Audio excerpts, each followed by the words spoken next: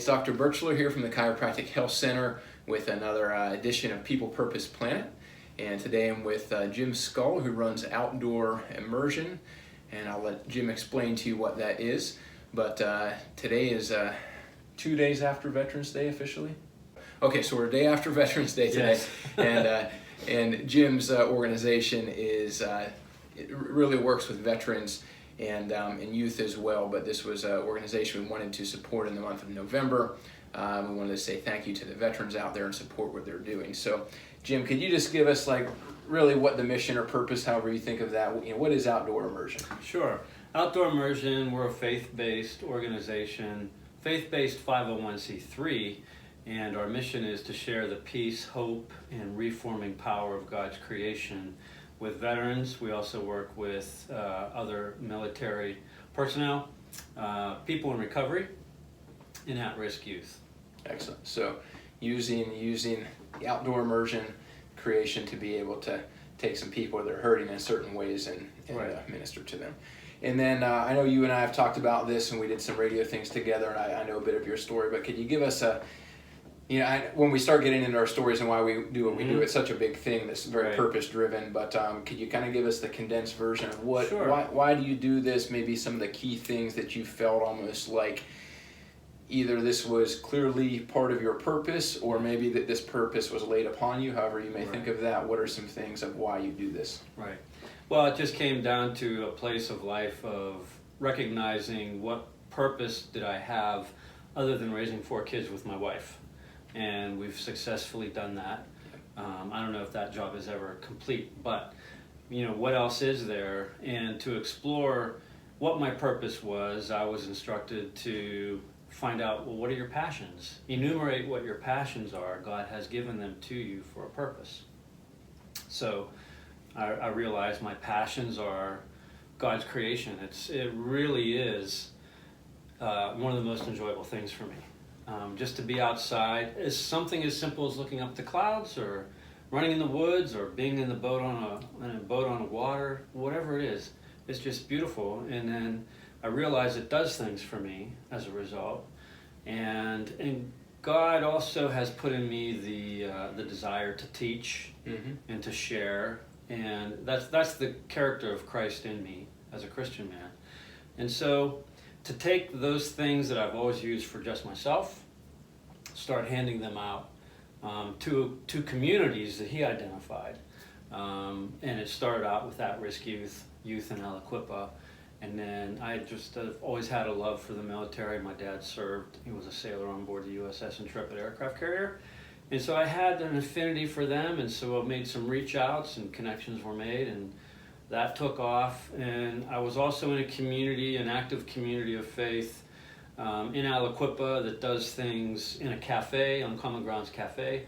And there were always people from the recovery meeting upstairs circulating in, asking questions about faith and God's word and so forth. And so that became the third group. And that's pretty much how we got to the place of serving those 3 groups of people with the things that I love to do and the promises of God that are found within creation. And all that science says that creation is good for us, God said, share it. Yeah.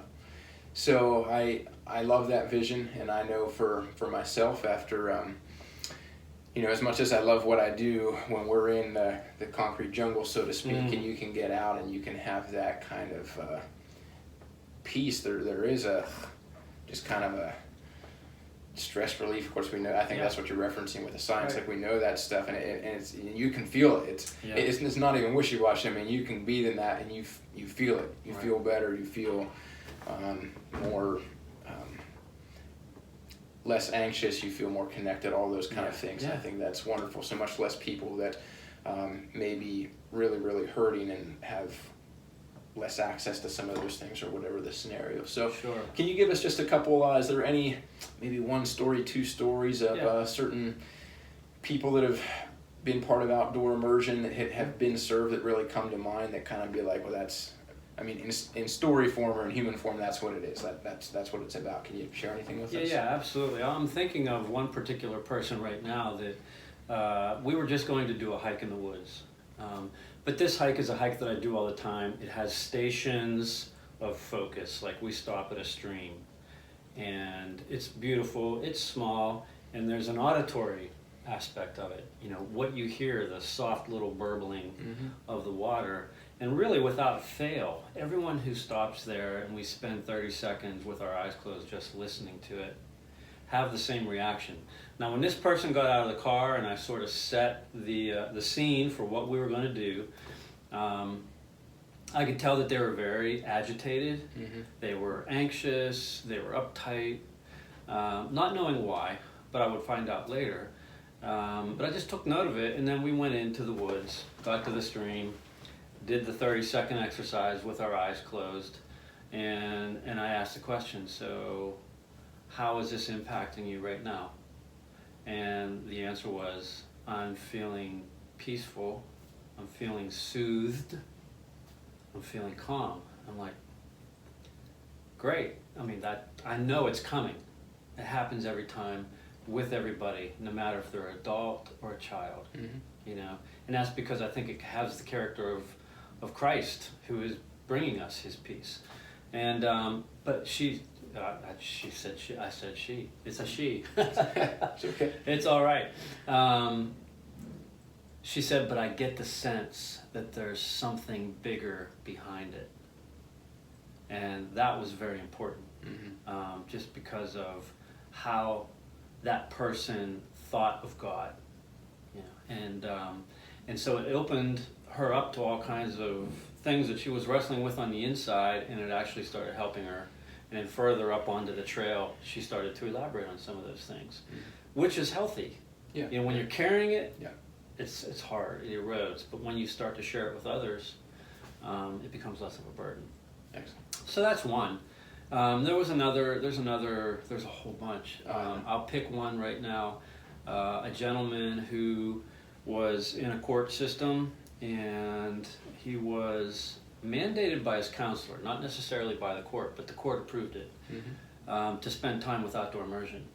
There was fear for him that he might have been circulating down the dark space, you know, and suicide might have been a possibility. And we started going out once a week, and then a phone call or a text in between. So there were 2 touches a week.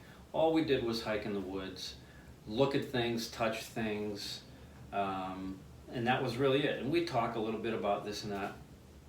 But on the 5th week, we started talking about faith, you know, because God comes into play almost all the time. People think about spiritual things when they're in creation.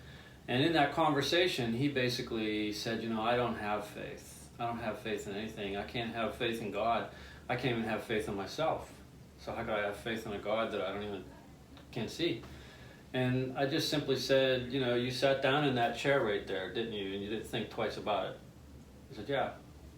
And I said, it could have fallen. You could have fallen. It could be broken. You don't know. But you didn't even think twice. You had faith. You believed that chair was going to hold you up, right? And he said, yeah. And the lights went off. So like when I flick a light switch and the lights come on, I'm having faith. Or when you show up to take me somewhere, I have faith that you know where we're going. I can have faith. I live by faith every day. And it was a great lesson. And he actually came to faith in Christ on that day. His life started changing a little bit, but he got in trouble again. But while he was back in jail, there was a whole big spiritual awakening. And he has since come out and has continued to progress. He's becoming a trail runner. And he is someone who now wants to help other veterans get through their dark spaces. Excellent. With Outdoor Immersion. Yeah. Awesome. I love those, seeing that come full circle, and it's very real. It wasn't a linear story that just, you know, there were ups and downs in that, and that's life for people. That's how it usually goes, right? Yep. The ones you hear about that seem to end up perfect, that's the kind of made for TV stuff. That's not really that wasn't my experience. That's not really how they usually go. So Jim, what ways obviously people can donate to Outdoor Immersion? Sure. Probably a website or something that people could do that online. Is that where they would go? OutdoorImmersion.org? That's correct. That would be the best place. Okay. www. And then so if it's something that you feel called to, certainly go to to OutdoorImmersion.org. and donate as you see fit, or consider having that be part of a recurring thing. In terms of volunteerism, events, or other things that you could use human help, that you can Right. take donations if there's any aspect of that, of people that need stuff, or how that, Sure. any other ways people that feel like, hey, this is something I believe in or could be behind, Right. other ways that they could support. Yeah, so the important thing to remember is that we are a Christian organization, so we do have a particular set of ideals and values with which we operate. And so if you're in that same boat, so to speak, then we would love to have you. If your passion or if your interest is in helping us with kids, we work with Trails Ministries and Aliquippa Impact in Beaver Falls and in Aliquippa. We go out in the woods, we go out on the lake. It's more hands are better than less when you're dealing with a bunch of kids. So we could use help that way. If you're a veteran or if you're a civilian, just you've never served, but you have a heart for people who serve in the military, we would say, come out and learn, how that goes. Be part of what we do. It's real simple. You're a person participating in the same activity, but you become a relational opportunity for that veteran. A lot of times, and not every veteran has this issue, but a lot of times with the veterans that we do work with, isolationism is a really big deal. And so the more we could spread out that relational connectivity, the better it is for them. So just being a friend to one of these folks is pretty easy to do. So get a hold of us, Jim@OutdoorImmersion.org. Okay. Send me an email, Jim@OutdoorImmersion.org, or you can find us on Facebook too. We have a page that you could like. There's a group that you could join, and then my name, Jim Skall, S-K-A-L. You can find me that way and express your interest that way as well. And then you know what? You have a tent laying around, or you have a kayak that you're not using anymore, or those sort of things. In the wintertime, we're coming into winter now. Do you have young children who are now older, and you still have all their snow boots and their snow pants and whatever?